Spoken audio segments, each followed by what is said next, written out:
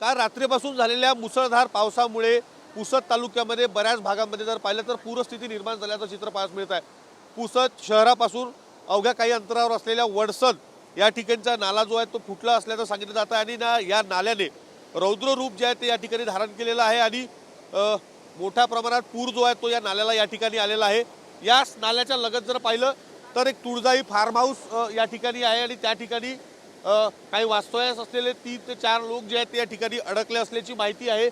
या फार्म हाऊसमधून बाहेर येण्यासाठीचा जो मार्ग आहे त्या हा मार्ग जो आहे तो पूर्ण पाण्याखाली गेलेला आहे। त्या घरात सुद्धा मोठ्या प्रमाणात पाणी जे आहे त्या ठिकाणी शिरलेलं आहे। त्यामुळे 3 लोक जे आहेत ते सध्या या घराच्या वरच्या वाड्यावरती जे आहेत ते या ठिकाणी थांबलेले आहेत। स्वतः या संपूर्ण भागामध्ये आमदार इंद्रनील नाईक जे आहेत ते पाहणी करण्यासाठी आलेले आहेत आणि या संपूर्ण गावाचा जो आहे वडसद गावाचा जो संपर्क देखील जो आहे तो या ठिकाणी तुटला असल्याचं सांगितलं जात आहे। रस्त्यावरून पाणी जे आहे ते या संपूर्ण भागातून जे आहे ते वाहत आहे। वडसद भागामध्ये नाला फुटलेला पाहायला मिळत आहे, घरात पाणी शिरलेलं आहे, काही लोक सुद्धा त्या ठिकाणी अडकलेले आहेत। तुम्ही पाहणी करता काय सांगाल?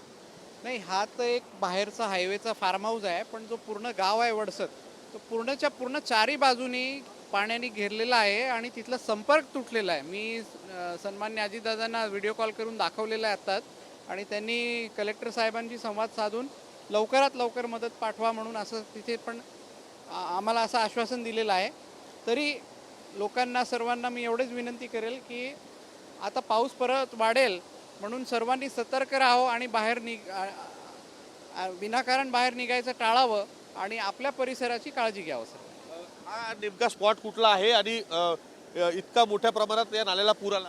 ह्याला वडसद नाला म्हणतो। वर माळपठावर जेवढा पाऊस होतो त्या ह्या नाल्याने खाली येतो आणि हा पूल 1-2 वर्षापूर्वीच बांधलेला आहे। हा पहिले खाली होता, हा वर आला आता पूल। पण हे ढगफुटीचं पूर्ण असं दिसतोय की हे ढगफुटी झाली आहे 100% वरच्या भागात, म्हणून एवढा पाणी आपल्याला काही तासातच दिसतोय। निश्चित आपण जर पाहिलं तर ढगफुटी सदृश्य पाऊस जो आहे तो या ठिकाणी झाला असल्याचं सांगितलं जात आहे, अतिवृष्टी झाल्याचं सांगितलं जात आहे आणि मोठ्या प्रमाणात या नाल्याला जो आहे तो पूर या ठिकाणी आलेला आहे।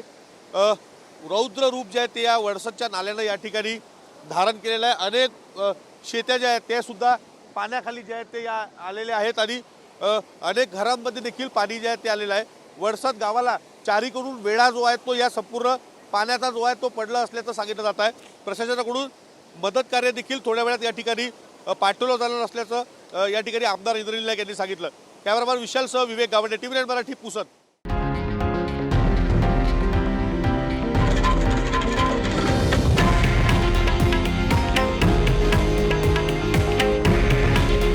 हे आहे देशातील नंबर 1 न्यूज नेटवर्क आणि आपण पाहत आहात TV9 मराठी। काळजी तुमची, हित महाराष्ट्राचं।